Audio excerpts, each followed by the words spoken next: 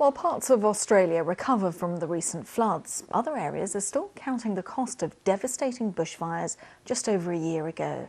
Around 18 million hectares of land was destroyed in the southeast of the country, too vast a job for scientists and ecologists to record themselves.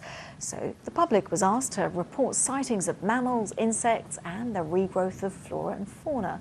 And there have been some remarkable stories of recovery. I caught up with Casey Kirchhoff, who came up with the project after her own home burned down and is an ecologist studying at the University of New South Wales. She talked me through some of the images uploaded by members of the public.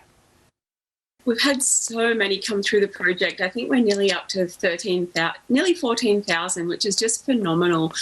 We've had a few really special ones though. So one of those is a greater glider, which is a very, very adorable teddy bear looking gliding marsupial possum. And these live in really dense forested areas. So we've had an observation come through just after the Gospers mountain fire, which is really cool because these species are really dependent on big old eucalypts for survival. Another is quite a charismatic mini fauna, which is a pink slug, which grows to about 20 centimetres long, and it only lives on one extinct volcano, which is pretty cool. We also had this orchid, which had its complete range burnt out. That was re-seen by two separate citizen scientists.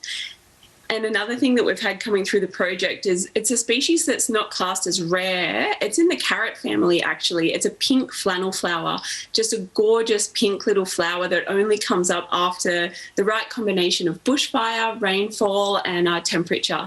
So we've had some really cool things come through so far. Some really remarkable, some of those animals absolutely remarkable. But in terms of just very briefly, how important is it to get such a large quantity of images and examples sent through to you? Yeah, I mean, the more observations that come through, the better, really, because that really kind of gives us the chance to pick out some species, such as the little orchid that had its complete range burnt.